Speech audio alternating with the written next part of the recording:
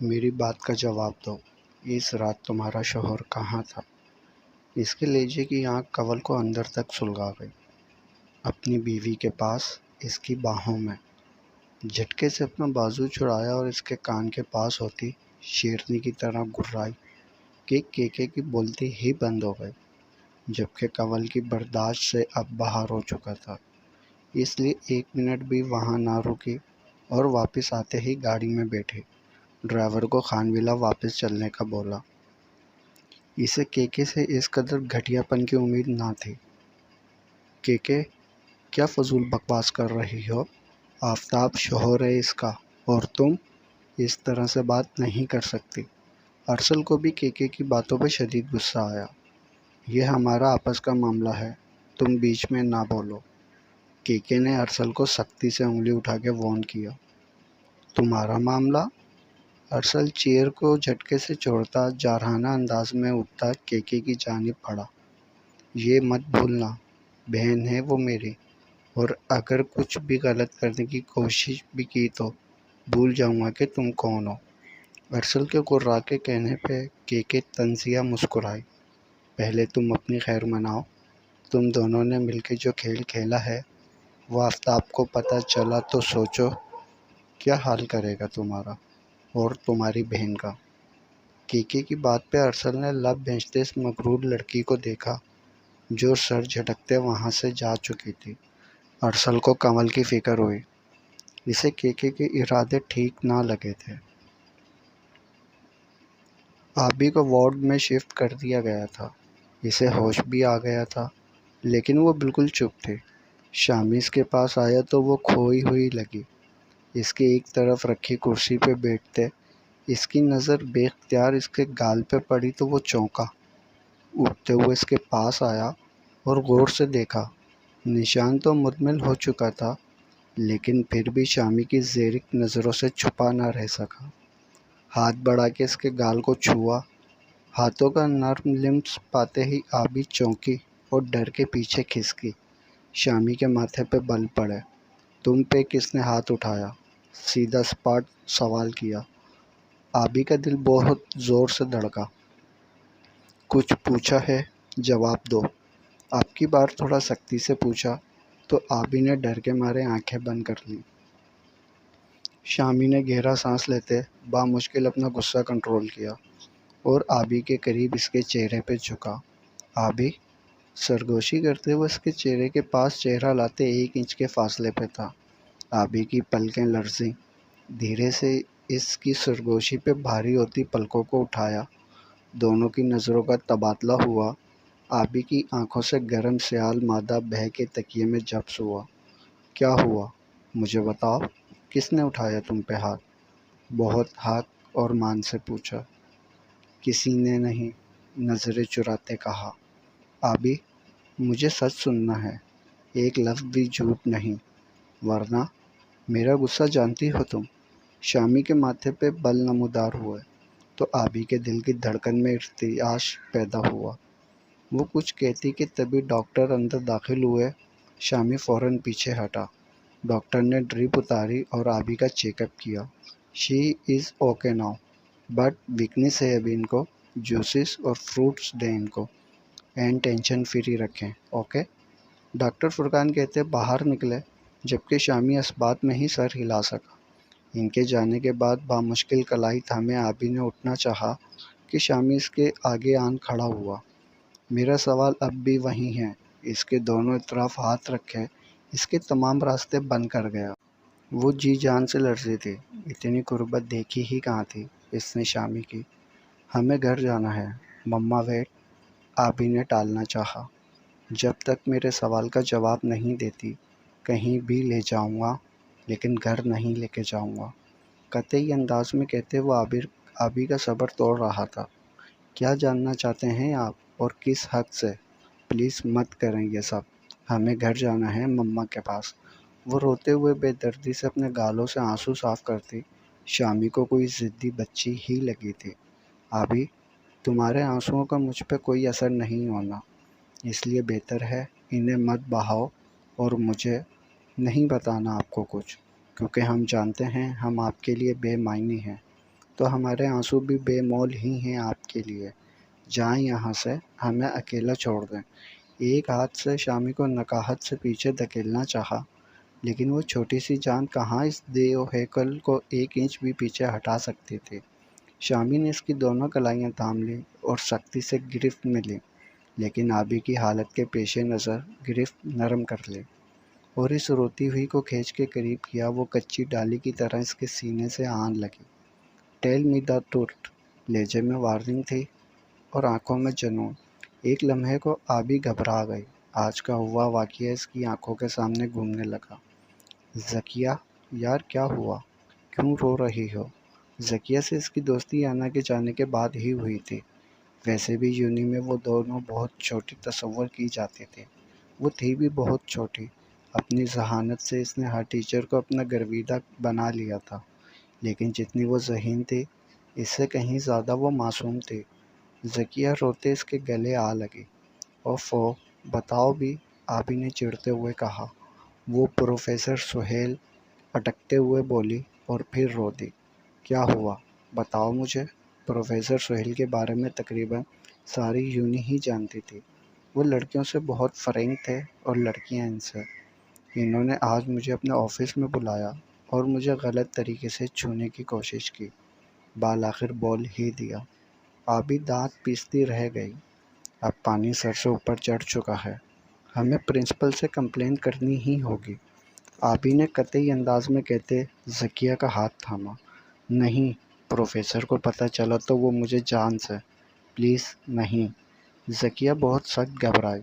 دیکھو ذکیہ، اگر ہم نے کوئی ایکشن نہ لیا تو وہ مزید پیش قدمی کریں گے۔ اس طرح تو ان کو مزید شے ملے گی۔ تم چلو میرے ساتھ، میں بات کرتی ہوں پرنسپل سے۔ آبی نے اسے حوصلہ دیا۔ پلیز ایک بار پروفیسر سہیل کو کہہ دیتے ہیں، کیا پتہ وہ دھمکی سے باز آ جائیں، ورنہ پرنسپل کے پاس جانے سے سوائے بدنامی کے کچھ حاصل نہیں ہوگا، ذکیہ نے منت والے انداز میں کہا۔ آبی نے ایک پل سوچا اور اس بات میں سر ہلاتی ذکیہ کے ساتھ پروفیسر کے آفس میں چلی گئی، جہاں وہ اسی کے انتظار میں بیٹھے تھے۔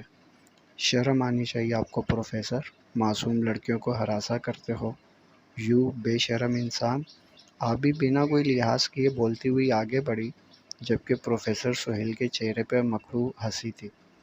ویلکم میری جان، کب سے تمہارا انتظار تھا، فائنلی تم آ گئی۔ اپنی سیٹ سے کھڑے ہوتے وہ آبی کے پاس پہنچے۔ آبی ایک قدم پیچھے ہوئی۔ اسے خوف سا محسوس ہوا۔ دور رہ کے بات کریں، ورنہ میں آپ کی شکایت پرنسپل کو لگا دوں گی، آبی نے گھبراہٹ پہ قابو پاتے وارن کیا۔ اچھا، تم لگاؤ گی شکایت؟ تنزیہ پوچھا۔ ذکیہ، آبی نے پلٹ کے دیکھا، وہاں کوئی ذکیہ نہیں تھی۔ اسے ایک لمحہ لگا یہ سوچنے میں کہ وہ ٹریپ ہوئی ہے۔ واپس مڑتی وہ دروازہ کھول کے باہر نکلنا چاہا، لیکن دروازہ لاک تھا۔ ڈرتے ہوئے پیچھے مڑتے استاد کے روپ میں بھیڑیے کو دیکھا، جو دھیرے دھیرے اسی کی طرف پیش قدمی کر رہا تھا۔ میری جان ڈر رہی ہے، پیار سے کہا۔ دور رہیں ورنہ اچھا نہیں ہوگا۔ آبی کی آواز میں واضح لرزش محسوس کی جا سکتی تھی۔ سر سہیل نے اس کی طرف ہاتھ بڑھایا تو وہ دروازے سے جا چپکے۔ وہ ہنس دیا سامنے کھڑی لڑکی کی بے بسی پر۔ آبی نے اسے پاس آتے دیکھا تو اسے پیچھے کی طرف دھکیلا۔ وہ گرتے گرتے بچا اور جھٹکے سے آبی کو اپنے پاس کھینچا۔ وہ لڑکھڑائی اور خود کو بچاتے نیچے جا گری۔ پروفیسر سہیل نے اس کے گرنے کا فائدہ اٹھایا اور اس کی طرف بڑھتا اپنے شرٹ کے بٹن کھولنے لگا۔ نہیں، دور رہیں مجھ سے، ورنہ میں آپ کو۔ وہ بے بسی سے پیچھے ہوتی روئی تھی۔ وہ پاس آیا تو آبی نے اس کو پوری قوت سے زور لگا کے دھکا دیا تو پروفیسر نے کس کے اس کے منہ پہ تمانچہ مارا، جس سے اس کے گال پہ 5 انگلیوں کے نشان پڑ گئے۔ آبی سسک کے رہ گئی۔ اتنی تکلیف پہ اس کی جان نکل رہی تھی۔ اپنے اللہ کو یاد کرتے اس کی آنکھوں کے سامنے بے اختیار شامی کا چہرہ لہرایا۔ وہ پروفیسر پورے مطمئن انداز میں اس پہ جھکا، لیکن آبی نے اس پہ پورا زور لگاتے دور دھکیلا اور اٹھ کھڑی ہوئی۔ تمہیں کیا لگتا ہے میں تمہیں اپنے مقصد میں کامیاب ہونے دوں گی؟ آنسو صاف کرتے وہ چھوٹی سی لڑکی پروفیسر کو 1 منٹ کے لیے سوچ میں ڈال گئی۔ میں اپنی جان تو دے سکتی ہوں، لیکن عزت پہ آنچ بھی نہیں آنے دوں گی، کہتے ہوئے وہ پیچھے ہوئی کہ اس کی نظر ٹیبل کے کھلے دراز میں موجود ریوالور پر پڑی۔ 1 منٹ کی دیری کیے بنا فوراً ریوالور اٹھایا اور پروفیسر پہ تان دیا۔ پروفیسر کو اپنی بے وقوفی پہ سخت غصہ آیا، جو آبی کو دیکھتے سب بھول گیا تھا اور دراز بھی بند نہ کیا تھا۔ خبردار، جو ایک قدم بھی بڑھایا میری طرف، آبی نے بنا جھجکے وارننگ دی۔ یہ بچوں کی چیز نہیں، رکھ دو اسے نیچے۔ اب کی بار پروفیسر گھبرایا۔ مجھے بچہ سمجھنے کی بھول نہ کرنا۔ جب لڑکی کی عزت پہ بات آتی ہے تو وہ جان دے بھی سکتی ہے اور لے بھی سکتی ہے۔ گن نیچے کرو، پروفیسر کہتے اس کی جانب پیش قدمی کرنے لگا۔ وہیں رک جاؤ پروفیسر، ورنہ… آبی کا ہاتھ ٹریگر پہ تھا۔ اوکے اوکے، نہیں آتا پاس، بس گن نیچے کرو۔ پروفیسر کو اس لڑکی سے حقیقتاً ڈر لگا۔ اوپن دا ڈور، آبی نے مزید حوصلے سے کہا۔ پروفیسر نے لب بھینچتے پیچھے مڑتے دروازے کا لاک کھولا۔ اب گن نیچے کرو، ایک بار پھر سے پروفیسر نے پیچھے ہٹتے کہا۔ آپ جیسے بھیڑیا ہمارے معاشرے کا ناسور ہیں۔ آبیہ دروازہ کھلتے دیکھ کے بے دھڑک بولی تھی کہ تبھی پیون اندر داخل ہوا۔ اندر کی سچویشن دیکھ کے فوراً دروازے کے پاس پہنچتے آبی سے گن چھینی۔ آبی نے خود کا بچاؤ کرتے پیون کو دھکا دیا اور باہر بھاگی۔ پھر اسے ہوش نہ رہا کہ وہ کیسے گھر پہنچی، لیکن گھر پہنچتے ہی وہ بری طرح اس واقعے کی زیر اثر آ گئی۔ شام تک اسے بخار ہو گیا، سوچ سوچ کے دماغ کی رگیں پھٹنے لگیں اور اتنا برا اثر ہوا کہ بے ہوش ہو گئی۔ آبی کے آنسو چھلک گئے۔ شامی لب بینچے اس معصوم لیکن بہادر لڑکی کو دیکھتا رہا جس نے خود کو بچا لیا تھا، اپنی عزت پہ حرف نہیں آنے دیا تھا۔ شامی نے اس کا ہاتھ تھاما اور ہاسپٹل سے باہر نکلا۔ گاڑی میں بیٹھتے گاڑی کا رخ سلطان ہاؤس کی جانب موڑا۔ گھر کے باہر گاڑی روکی۔ آبی کو اس کی خاموشی سے ڈر لگنے لگا تھا۔ اندر جاؤ اور کسی سے اس بات کا ذکر نہ کرنا، بنا اس کی طرف دیکھے اسپاٹ انداز میں کہا۔ لیکن آپ… آبی کی زبان نکلائی۔ شامی نے مڑ کے اس کے چہرے کی طرف دیکھا۔ میری فکر کرنے کی ضرورت نہیں، اپنا خیال رکھو، اور ہاں، میں رخصتی کی بات کروں گا ابو جان سے۔ تو اتنی جلدی؟ مطلب آپ کو ہم پہ شک؟ وہ پھر سے سر جھکا کے رو دی۔ چپ، ایک دم چپ۔ رخصتی کا یہ مطلب ہے کہ میں تم پہ شک کرتا ہوں؟ اس کے پاس ہوتے گمبھیر لیکن سخت لہجے میں پوچھا۔ پھر آپ ایسے کیوں اچانک؟ یہ سوچنا تمہارا مسئلہ نہیں، تو میں صرف بتا رہا ہوں، خود کو مینٹلی تیار کر لو، سمجھی؟ تھوڑا نرمی سے کہتے وہ پیچھے ہٹا۔ اپنے گال صاف کرتے وہ نیچے اترتی گیٹ کے اندر داخل ہو گئی۔ اس کے اندر جاتے ہی شامی نے اپنے دوست وقاص کو فون کیا۔ ملنے کا بولتے گاڑی سٹارٹ کی۔ آنکھوں سے نیند کوسوں دور تھی، لیکن زبردستی ہی اس نے خود کو نیند کی طرف دھکیلا تھا۔ 2 دن سے دیجے نظر نہیں آ رہی تھی، وہ باہر ہی نہیں آتی تھی۔ کیوں؟ کنول کو نہیں پتا تھا، کسی سے پوچھ بھی نہیں سکتی تھی، نہ ان کے پاس جا سکتے تھے۔ ہر وقت خانم کے سروینٹ اس پر نظر رکھے ہوئے تھے، اور کنول کا دل دیجے سے ملنے کو بے چین تھا۔ دیجے کا سوچتے دماغ میں کیکے آ گئی۔ کروٹ بدلی، نہ جانے کون سے کاموں میں پڑ گئی ہے یہ لڑکی۔ آنکھیں مونتے وہ کیکے کے بارے میں سوچتی نیند کی وادیوں میں کھوتی چلی گئی۔ نیند تو تب کھلی جب چہرے پہ کسی کی سانسوں کی جھلسا دینے والی تپش پڑتی محسوس ہوئی۔ جھٹ سے آنکھیں کھولی تو اپنے اوپر آفتاب کو جھکے پایا، جس کی آنکھیں لال انگارہ ہو رہی تھیں۔ دونوں اطراف ہاتھ رکھے وہ شدید غصے میں لگ رہا تھا۔ 2 دن بعد اسے دیکھا تھا کنول نے۔ دل نے عجیب لے پہ دھڑکنا شروع کیا۔ آفتاب نے کنول کو کندھوں سے تھام کے بیٹ کے ساتھ لگایا۔ کنول نے سہم کے آنکھیں بند کر لیں۔ وہ جانتی تھی، ارسل سے ملنے کی رپورٹ اسے مل گئی تھی۔ اس نے خود کو مینٹلی تیار بھی کر لیا تھا۔ تم نے قسم کھا لی ہے کہ جو میں کہوں گا اس کے الٹ ہی کرو گی؟ غرانے والے انداز میں پوچھتا وہ اس کے سراسیمہ وجود کو اپنے حصار میں لیتا۔ اس کے دل کو بری طرح دھڑکا رہا تھا۔ آفتاب، یو آر ہرٹنگ می۔ اپنے آپ کو چھڑانے کی ناکام کوشش کی۔ ہٹ؟ تم اس شخص سے کیوں ملی؟ میرے منع کرنے کے باوجود؟ آفتاب نے اس کی کلائی جکڑی۔ وہ غصے میں آپے سے باہر ہو جاتا تھا اور اپنے غصے پہ وہ کنٹرول نہیں رکھ پاتا تھا۔ ہاں، ملی ہوں اس سے۔ کیا کر لیں گے آپ؟ ماریں گے مجھے؟ ماریں، جان سے مار ڈالیں، آپ کو سکون آ جائے گا۔ کنول کی آنکھیں بھیگ گئیں۔ کنول کی بات پہ آفتاب سنجیدہ ہوتا پیچھے ہٹا اور فون کال ملائی۔ کیل دا ارسل، سختی سے لب بھینچے فون پہ حکم دیا۔ کنول بری طرح سٹپٹائی۔ آپ یہ کیا کہہ رہے ہیں؟ وہ آپ کی بہن کے شوہر ہیں۔ کنول نے اٹھ کے اس کے پاس آتے لجاجت سے کہا۔ شوہر؟ ایک وہ شوہر اور ایک تم بیوی۔ اس جیسے کے ساتھ بہن بیاہ کے میں نے سب سے بڑی غلطی کی۔ اب خمیازہ بھگتنا پڑے گا اسے بیوہ کر کے۔ آفتاب، کنول نے اس کا گریبان پکڑا۔ کس طرح کے بھائی ہیں آپ؟ اپنی بہن کا سہاگ ہی اجاڑ دیں گے؟ شرم آنی چاہیے آپ کو۔ وہ بری طرح روتے پھنکاری تھی۔ بنا اس کی بات کا جواب دیے آفتاب نے اس کی کلائیاں ہاتھوں میں جکڑیں کہ وہ تڑپ کے رہ گئی۔ کسی کی آج تک جرأت نہیں ہوئی آفتاب کے گریبان تک پہنچنے کی۔ تم نے آج دوسری بار یہ غلطی کی ہے۔ تمہاری جگہ کوئی اور ہوتا تو اب تک اس کے ہاتھ کاٹ چکا ہوتا۔ ایک ایک لفظ کو چبا چبا کے کہتے وہ کنول کو چپ کرا گیا تھا۔ جھٹکے سے اسے بازوؤں سے چھوڑا اور بستر پہ پٹکا۔ کنول منہ کے بل بستر پہ گری تھی لیکن پھر سے پلٹی اور آفتاب کے پاس ہوئی۔ پلیز، آپ کو جو سزا دینی ہے مجھے دے دیں۔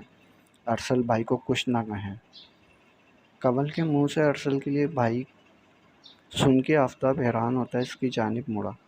سزا تو تمہیں بھی ملے گی، کہتے وہ ایک کڑی نظر کنول پہ ڈالتا کمرے سے باہر نکل گیا۔ کنول وہیں روتی رہ گئی۔ انڈر مافیا سے تعلق ہے اس لڑکی کا۔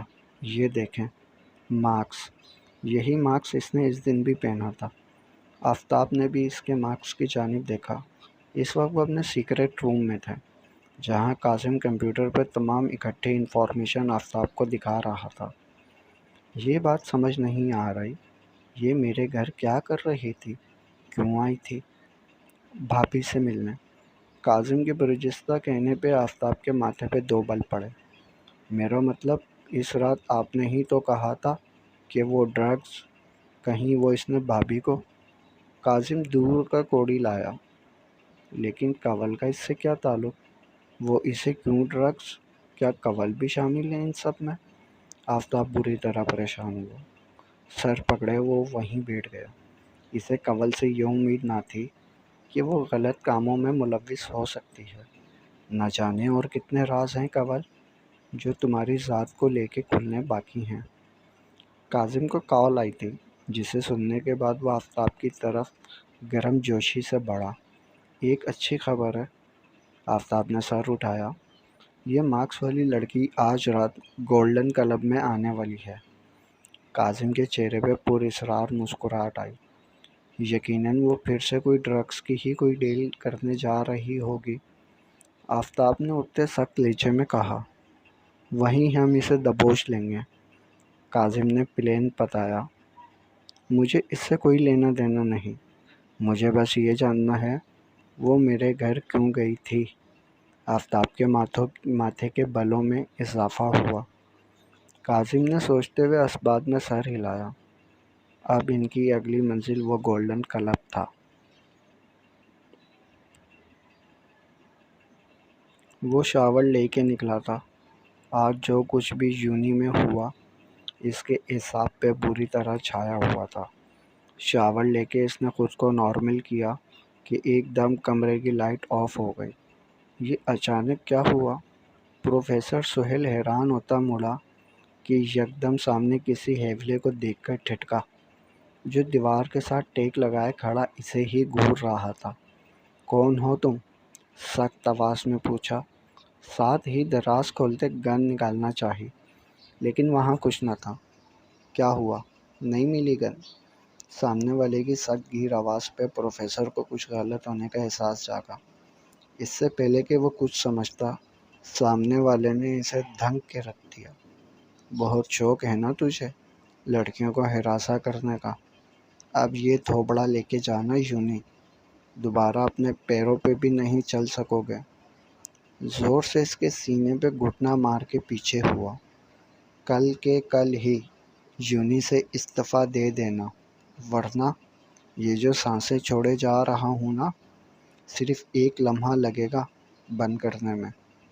شیر کی طرح غراتے، مٹھی بنا کے بند کرتے وہ پلٹ کے بولا اور کھڑکی کے راستے باہر کود گیا۔ پروفیسر زخموں کی تاب نہ لاتے بے ہوش ہو چکا تھا۔ جب سے دی جے خانویلا آئی تھی وہ باہر نہیں نکل رہی تھیں۔ ارباز خان خانویلا سے غائب تھے تو وہیں عباد خان اپنے کمرے کے ہو کے رہ گئے تھے، جبکہ انابین کے پاس جاتی یا خود شہیر اپنا وقت ان کے ساتھ گزارنا ان کے کمرے میں چلا جاتا، لیکن وہ باہر نہ نکلتی۔ نہ جانے کون سا غم دل میں لے کے بیٹھ گئی تھیں کہ یہاں آ کے ان کی طبیعت گری گری سی رہنے لگی تھی۔ ابھی بھی وہ کمرے میں ہی لیٹی تھیں۔ کنول جو 2 دن مزید گزر جانے کے بعد بھی دی جے کو نہ دیکھ سکی، بلکہ آفتاب بھی نہیں آیا تھا اس رات کے بعد واپس، اب موقع پاتے ہی چھپکے سے دی جے کے کمرے میں چلی گئی اور دروازہ لاک کرتی دھیرے دھیرے ان کے پاس چلتی ہوئی آئی۔ وہ بہت کمزور ہو گئی تھی۔ ان کو اس طرح دیکھ کے کنول کی آنکھیں بھیگ گئیں۔ ان کے پاؤں کے پاس بیٹھتے ان کے پاؤں کو اپنی گود میں رکھ لیا۔ ایک آنسو گرتا دی جے کے پاؤں پہ آ ٹھہرا۔ پاؤں پہ ہاتھ کا لمف محسوس کرتے دی جے کی آنکھ کھل گئی۔ مریم، دھیرے سے وہ پکار اٹھی، جو یوں ہی ان کے پاؤں آ کے گود میں رکھ لیا کرتی تھی اور 2 گھنٹے بیٹھی دباتی رہتی تھی۔ یک بار کی نظر سامنے بیٹھی لڑکی پہ جا ٹھہری تو پلٹنا بھول گئی۔ وہ لڑکی روئے جا رہی تھی۔ دی جے نے اس لڑکی کو بغور دیکھا۔ وہ مریم نہ تھی، لیکن مریم کی ہی طرح تھی۔ دی جے کا دل دھڑکا۔ اس کے چہرے پہ پیار سے ہاتھ پھیرا تو ان کی آنکھیں بھیگتی چلی گئیں۔ مریم، انہوں نے بہت مان سے پوچھا تھا۔ کنول نے سر اٹھایا، چہرہ آنسوؤں سے تر تھا۔ دی جے، کنول کے لبوں سے نکلے الفاظ دی جے کے کلیجے میں ٹھنڈ ڈال گیا۔ فوراً آگے بڑھ کے اسے گلے سے لگایا۔ دونوں ہی پھوٹ پھوٹ کے روتیں۔ تم مریم کی لرزیدہ لہجے میں پوچھا تو کنول نے اس بات میں سر ہلایا۔ میری بچی، میری مریم کی بیٹی، کہاں کہاں نہیں ڈھونڈا اس بوڑھی نے۔ دی جے کی محبت بھری باتیں سنتی کنول کا دل درد سے بڑھتا جا رہا تھا۔ مریم، مریم کہاں ہے؟ وہ اب بھی ناراض ہے؟ نہیں آئی مجھ سے ملنے؟ دی جے نے گلہ کیا۔ کیسے آتی وہ دی جے؟ کنول نے پھر سے ہچکیوں سے رو دی۔ دی جے نے سوالیہ نظروں سے کنول کو دیکھا۔ وہ کب کی جا چکی ہیں اس دنیا سے، نہیں لڑ سکیں وہ اپنے نصیب سے، اللہ کے پاس۔ کہتے ہوئے کنول کی آواز روند گئی۔ دی جے نے دل کو ہاتھ مارا۔ انہیں ایسے لگا ان کا دل بند ہو جائے گا۔ ان کی سانس رکنے لگی اور وہیں پیچھے تکیے پہ گر گئیں۔ کنول ایک دم سے اپنی جگہ سے گھبرا کے اٹھی۔ دی جے، دی جے، پلیز آنکھیں کھولیں۔ دی جے، کنول نے انہیں ہلایا جلایا، لیکن ان کے وجود میں کوئی حرکت نہ ہوئی۔ وہیں کنول کو لگا اس کا بھی دل بند ہو جانا ہے۔ دروازے پہ زور زور کی دستک ہوئی۔ کنول نے گھبرا کے دروازے کی جانب دیکھا، وہیں دوسری نظر دی جے کے بے سدھ وجود پہ ڈالی۔ ماہی وے محبتاں سچیاں نے، منگتا نصیبہ کچھ اور، قسمت دے مارے اسی کی کریے، قسمت تے کس دا زور، ماہی وے۔ کنول کی رونق عروج پہ تھی۔ کاظم اور آفتاب بلیک سوٹڈ بوٹڈ ہوئے اور چہرے پہ بلیک ماسک لگائے کلب میں داخل ہوتے الگ الگ سمت میں چلے گئے تھے۔ اب ان کی نظر سب پہ تھی۔ تقریباً سبھی ماسک میں تھے۔ اب انہیں اس ماسک والی لڑکی کا انتظار تھا۔ کہ تبھی سامنے مین انٹرسٹ سے وہ ڈیپ ریڈ کلی کی ٹائٹ پینٹ شرٹ پہنے اندر داخل ہوئی تھی۔ اس کی چال میں ایک عجیب سی مستی تھی۔ کاظم اور آفتاب دونوں نے ایک دوسرے کو آنکھ کا اشارہ کیا تھا۔ دونوں ہی چوکنا تھے۔ وہ ڈانس فلور پہ جا چکے تھے۔ اب گانے کے بول پہ وہ تھرک رہی تھی۔ ایک طرف عشق ہے تنہا تنہا، ایک طرف حسن ہے رسوا، دونوں بے بس ہوئے ہیں کچھ ایسے، کریں تو کس سے کریں ہم شکوہ۔ تھرکتے ہوئے اچانک مارکس والی لڑکی کی نظر سامنے کھڑے بلیک پینٹ شرٹ اور بلیک مارکس پہنے آفتاب پہ جا ٹھہری۔ اس کی گرین آئز میں وہ اپنی گرین آئز ٹکائے اس لڑکی کے لب مسکراہٹ میں ڈلے تھے۔ آفتاب نے سر جھٹک کے منہ پھیرا اور سافٹ ڈرنک کو لبوں سے لگایا۔ اتنے میں وہ مارکس والی لڑکی آفتاب کے قریب آ چکے تھے۔ ہائے ہینڈسم۔ بہت قریب آتے وہ آفتاب کے ساتھ جڑ کے کھڑی ہوئی۔ آفتاب نے دانت پیسے اور فاصلہ بنایا۔ گلاس کاؤنٹر پہ رکھتا وہ مارکس والی لڑکی کی جانب مڑا۔ جی بولیں؟ آفتاب نے لٹھ مارنے والے انداز میں پوچھا۔ سنگل ہو یا ساتھ کوئی ہے؟ ماسک والی نے اس کے ارد گرد دیکھتے اشتیاق سے پوچھا۔ آفتاب کو سمجھ نہ آئی۔ وہ جس کے لیے یہاں آئے انہیں لگا اسے پکڑنا آسان نہ ہوگا، جبکہ وہ تو خود آفتاب کی طرف کھینچی چلی آئی تھی۔ It's none of your business. آفتاب نے نخرے دکھائے، جبکہ تھوڑی دور کھڑا کاظم زیر لب مسکرایا تھا۔ میرے ساتھ چلو گے؟ آج کی رات ایک ساتھ؟ کان کے پاس آ کے سرگوشی کرتی وہ آفتاب کو زہر لگی تھی۔ ابھی اس کو قابو نہ کرنا ہوتا تو شاید نہیں یقیناً 2 تھپڑ لگا چکا ہوتا۔ Let's go. آفتاب نے اس کی گرین آئز میں دیکھتے پورے اعتماد انداز میں کہا تو مارکس والی لڑکی کے چہرے پہ گہری مسکراہٹ ابھری۔ دھیرے سے آفتاب کا ہاتھ تھاما اور دونوں آگے پیچھے کلب سے باہر نکلے، جبکہ کاظم ان کے پیچھے پیچھے ہی تھا۔ جاری ہے بقیہ اگلے پارٹ میں۔ تمام پارٹس پڑھنے کے لیے چینل کو سبسکرائب کر لیں۔ پچھلی تمام ایپیسوڈ چینل کی پلے لسٹ میں موجود ہیں۔ اگلا پارٹ اب یوم عاشورہ 10 محرم کے بعد ہی آئے گا۔ ویڈیو کو لائک ضرور کریے گا اور کمنٹس میں اپنے رسپانس بھی دیجیے گا، اپنے تاثرات۔